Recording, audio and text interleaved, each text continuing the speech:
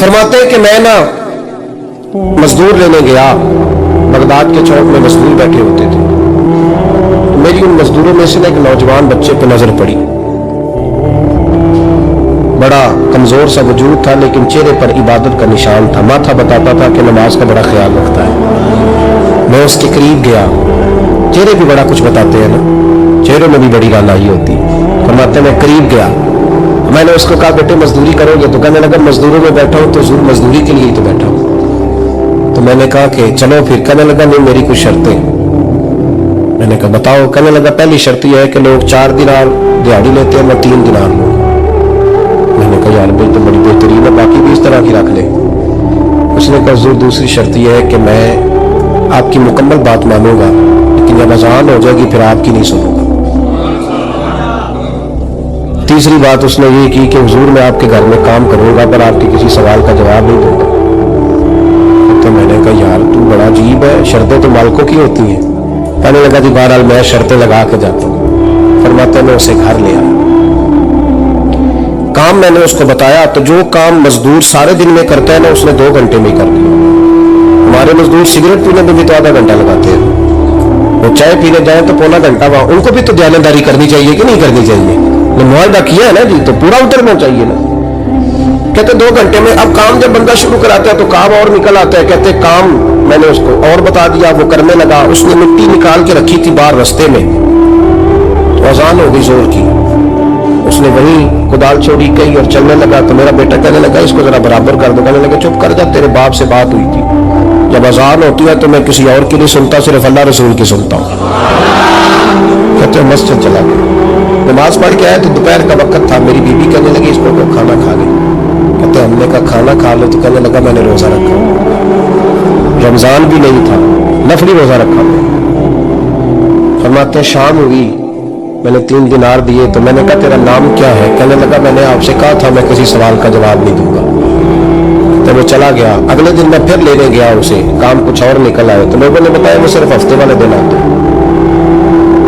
میں نے کہا کیوں؟ کہنے لگے جی وہ کہتا ہے میرا ہفتے کا خرچہ 3 دینار ہے، جب 3 دینار کما لیتا ہوں تو باقی سارا ٹائم اللہ رسول کی ذکر میں گزار دیا کرتا ہوں۔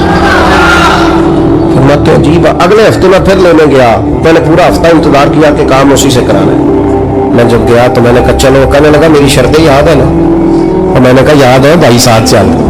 فرماتے کام کرایا، 2-3 ہفتے وہ آتا رہا۔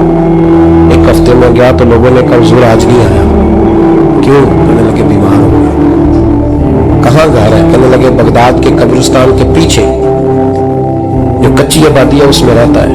فرماتے میں گیا، دروازے پہ دستک دی تو کہنے لگا حضور آپ ہیں؟ دروازہ کھولا ہے، آ جائیے۔ فرماتے میں اندر گیا تو میں نے کہا تمہیں کیسے پتا چلا؟ میں کہا تمہیں کیسے پتا چلا میں آیا ہوں؟ کہنے لگا حضور اللہ والے ہو، آپ نہیں آنا تھا، ورنہ امیر تو غریبوں کا پتہ لینے کوئی نہیں آتے۔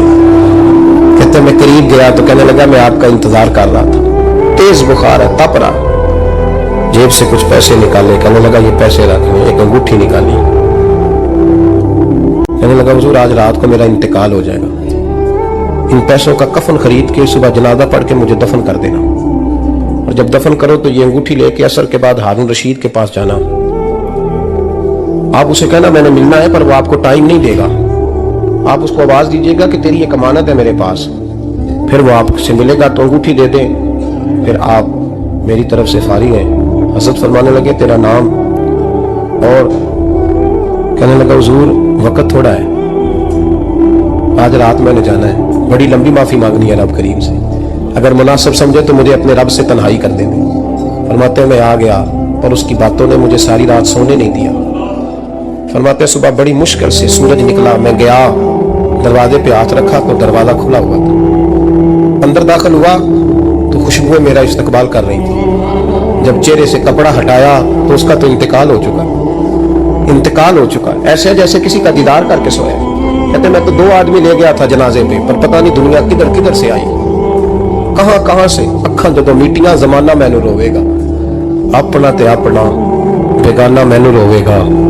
فرماتے میں تو 2 بندے لے گیا تھا پر پتہ نہیں مخلوق کہاں سے آئی۔ جنازہ پڑا، دفن کیا۔ ہارون رشید کے پاس میں عصر کے بعد گیا، میں نے بلانا چاہا پر بادشاہ تھا، میری طرف دیکھا ہی نہیں۔ میں نے اس کو کہا تیری ایک امانت میرے پاس ہے، फरमाते हैं मुझे कोने पे ले गया, क्या बात है, कमरे में बुलाया, मैंने अंगूठी दी। हारून रशीद तो चीखे मारने लगा, कहने लगा अंगूठी वाला कहाँ है? मैंने कहा तो इंतकाल कर गया। कहने लगा मुझे कब्र पे ले जा। कहते मैं कब्र पे लाया तो वो लेट गया, तड़प के रोने लगा। मैंने कहा मेरा कलेजा फट जाएगा, ना उसने कुछ बताया ना तूने बताया, ये कौन था? तो हारून रशीद कहने लगा ये मेरा बेटा था। मैंने कहा तेरा बेटा और मजदूर? कहने लगा हुजूर ये हजरत दाऊद ताई के पास बैठा करता था, उनका मुरीद था, मुझे रोज कहता था अब्बा तूने बड़ी दुनिया इकट्ठी कर ली है, मरते वक्त तुझसे टांगे समेटी नहीं जाएंगी, इतना हिसाब नहीं तू दे सकेगा। मैं इसको समझा देता, इसकी अम्मा समझा देती। ये रोज हमें कहता छोड़ दो, आ जाओ अल्लाह रसूल की बारगाह में झुक जाए। हम समझ। एक दिन ये चला गया, कहने लगा फिर तुम्हारा रास्ता और है और मेरा रास्ता और है। ये सोने की अंगूठी गलती से इसके पास रह गई, गलती से हीरे की अंगूठी चली गई। कहने लगा देखो मेरे बेटे ने आज वो भी वापस कर दी है।